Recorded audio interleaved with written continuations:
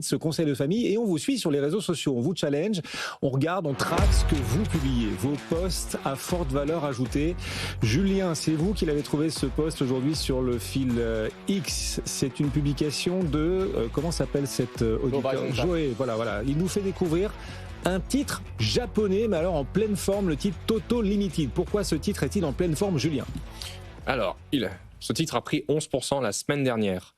À cause de l'IA, alors que Toto Limited, puisque c'est le nom de cette entreprise japonaise, fait des toilettes. Pourquoi ? Des toilettes Des toilettes japonaises. Il progresse grâce à l'IA et c'est un fabricant de toilettes. Très bien. Pourquoi ? On va rappeler ce qui se passe actuellement dans la course à l'IA. C'est que la course à l'IA, c'est une ruée vers l'or. Actuellement, ce qu'on achète, c'est pas l'or, c'est les fabricants de pelles. Donc oui. Nvidia, les processeurs graphiques. Sauf que l'année dernière, il y a eu une pénurie de mémoire. Quand vous créez de l'IA, vous avez besoin de data center, vous avez besoin de mémoire. Et il y a eu une pénurie de mémoire. Je rappelle, la plus forte hausse du S&P 500 l'année dernière, c'est SanDisk, un producteur de mémoire. Revenons maintenant à ce groupe japonais. Ce groupe japonais, il fait des toilettes, il fait de la céramique, mais il fait aussi des technologies qu'on appelle les chocs électrostatiques qui servent à la production de semi-conducteurs dans la mémoire. Et c'est pour ça, en fait, que le groupe monte en bourse.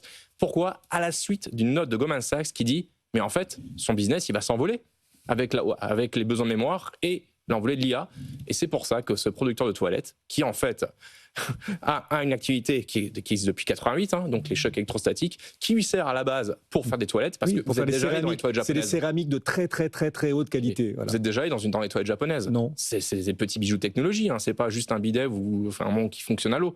C'est des toilettes connectées, électriques. Je veux dire, tout se met en place, ça fait de la chaleur.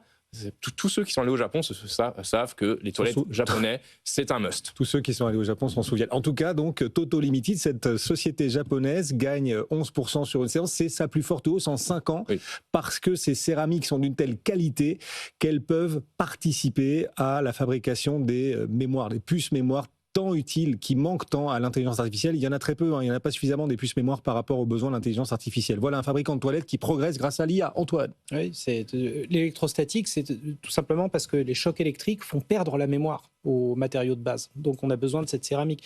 Mais alors, Juliette, je sais que tu adores le Japon. Est-ce que tu connais l'histoire d'Ajinomoto ? Pardon, j'entends rien là. L'histoire d'Ajinomoto. Alors, le nom me dit quelque chose, mais alors tu vas me la raconter quand même. Alors, c'est un spécialiste du glutamate monosodique. Bonsoir. C'est un truc, ils ont trouvé, ça donnait bon goût aux nouilles. Voilà, c'était au début du siècle. Donc ils en ont mis dans les nouilles instantanées parce que ça donnait bon goût, c'était à base d'algues. Et puis, ils ont découvert que c'était un super isolant pour les substrats semi-conducteurs, si bien que toute l'industrie, les Advantest, les gens qui s'occupent de tester les semi-conducteurs, ont recours à cet extrait. Et c'est même devenu un ingrédient indispensable à la fabrication de très très nombreux semi-conducteurs. Finalement, donc cette boîte a complètement changé de dimension, totalement par hasard. Mais c'est exactement l'histoire d'Nvidia quand on réfléchit bien. On fait des processeurs graphiques pour les jeux vidéo, puis on se rend compte, en fait, des chercheurs aux États-Unis se rendent compte qu'en fait, ça marche très bien pour développer les data centers. Là, on parle d'arôme pour les pâtes, pour les. C'est encore plus loin, on est encore plus éloigné.